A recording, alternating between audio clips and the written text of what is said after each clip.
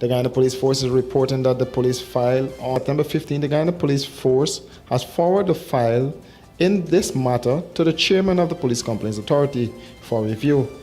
The 29-year-old businessman was shot dead in front of his wife in his bed by a member of the Guyana Police Force SWAT team during an operation at his home. The shooting angered residents, many of whom protested the killing of the unarmed man by the police. Prior to the incident, the police had not listed Boston as a high-profile criminal or even indicated that he was wanted for any offense. Hence, many found it strange when members of the police SWAT team descended on the man's premises in the wee hours of the morning. Meanwhile, 2 other men who the police arrested during an operation on the said day were released on station bail and are required to report to the police as the investigation continues. No charges were laid against the men. With thousands of Guyanese either being fully or partially vaccinated with the Russian-manufactured Sputnik V and a number of countries implementing vaccine policies that will affect international travel, President Afanali today asked leaders at the United Nations that the world not be further divided by the type of vaccines used to fight the pandemic. The access to vaccines saw the world polarized. I know I speak on behalf of many leaders when I say that we must not now hurt our efforts at ending this polarization of access to vaccines by implementing measures that divide us and curtail our movement based on the type of vaccines our people took. President Ali said the focus should be on full vaccination and addressing issues of vaccine hesitancy.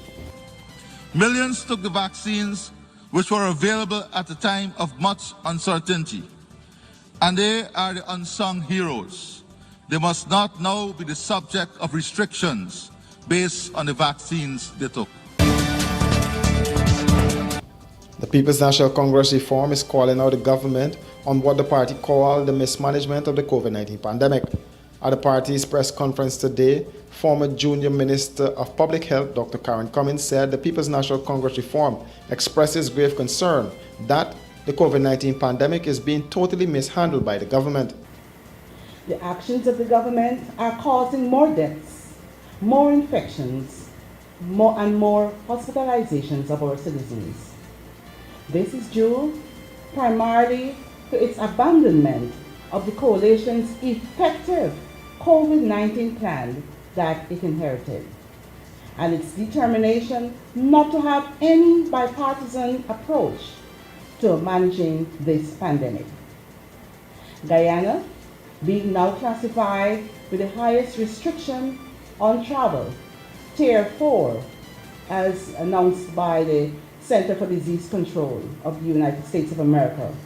She then called out the Minister of Health, Dr. Frank Anthony, to provide details on the following questions.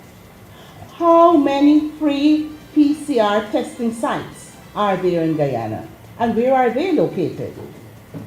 What are the variants of the COVID-19 present in Guyana? What is the infection rate among our citizens? How many vaccinated persons have died from COVID-19?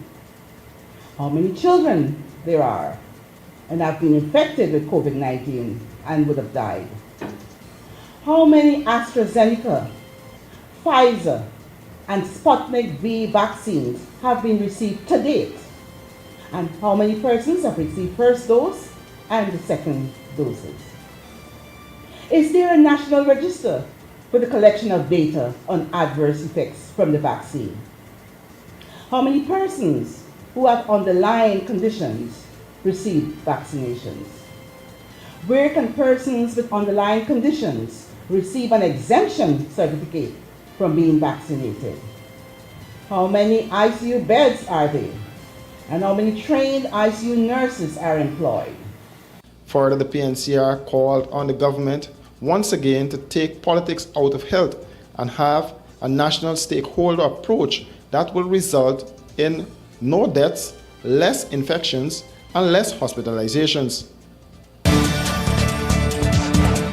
Days after fire gutted their homes, leaving 15 persons homeless, and East La Penitence squatting area families getting help to rebuild. Today, former minister within the APNU AFC administration, Simona Brooms, through the Brooms Foundation, donated building materials inclusive of sand and cement. Brooms said she was elated to play her part. We got a load of sand. We have a sling of cement. You're gonna tell me when they're gonna drop it off, because of course they're gonna make, they can't take weather. And you got 600 blocks, in which 300 can go for you and 300 can go for you. And the sling of cement, at least you can share it, and you got sand gonna be outside there already. So at least you could start up. I done see doing an amazing job there, even from this morning to this afternoon. So at least you could start to make your way back to getting a roof over your head. And I hope that more persons, could be led by, regardless of your circumstances, to get whatever support that you can to move forward.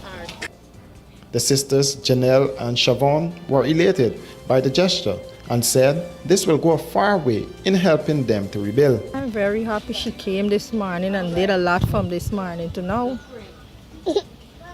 And it's only a space a couple hours that we able, at least we could say we gone halfway in getting materials to do back we house. Because we got place to stay, but you're more comfortable when you're at you. Regardless if it's a little house with zinc or where you're comfortable when you're at you. I'm off of work right now because I have no uniform to go to work. So I'm very much grateful. In addition to the building materials, 2 of the children receive a tablet each to aid their online learning. Simona Brooms, the daughter of the former minister, encouraged the children to take their education serious while urging their parents to support them. With God, we can't know His plan. And so sometimes He has to, or He breaks things down to build it back up even greater, So I see a greater house coming for you. You have beautiful children, and I hope that you all, use these tablets, use the resources, and fight for an education, because where you are, you literally have to fight. Some of us have to fight. And so you fight, right? And you get to where you need to be. I mean, you could be the next president of this country, so you fight for that. On Tuesday, a fire believed to be set by a 4-year-old gutted the 2 houses in East La Penitence squatting area. The victims were unable to save anything from the houses. The 51st anniversary celebrations of Rose Hall Town are continuing, and on Wednesday, students involved in an art competition were awarded their prizes, coupled with the distributions of backpacks with school supplies and 4 bicycles. Town clerk Natasha Griffith said the art competition was a success, and she thanked the head teacher of Rose Hall Town Primary School for her role in making the event a success. Today, students will receive their gift. They were given gift for the first prize of the art competition, second prize, third prize, and we have a nursery student in the midst that participated in the art competition, where he too was awarded with a prize for his participation. Children will receive 6 children receive backpacks. The Rose Hall Town Youth and Sports Club is one of the donors, and according to Hilbert Foster, his club is working along with the council to ensure that the 51st anniversary is celebrated in a timely way.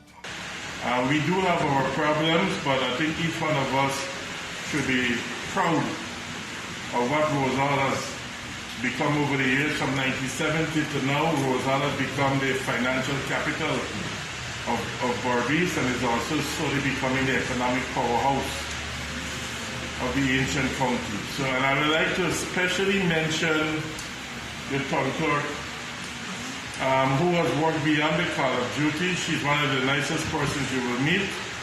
And let's put our hands together for her, please. Rose Hall is Guyana's smallest town.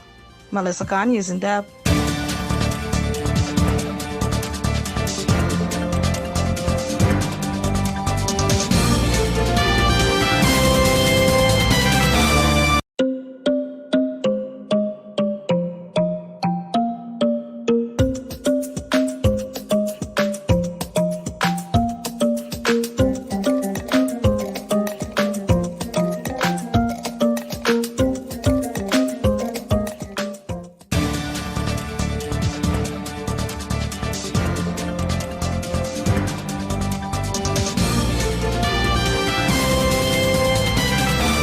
For these and other stories, do visit us at our website at www.rdproductionsgy.com.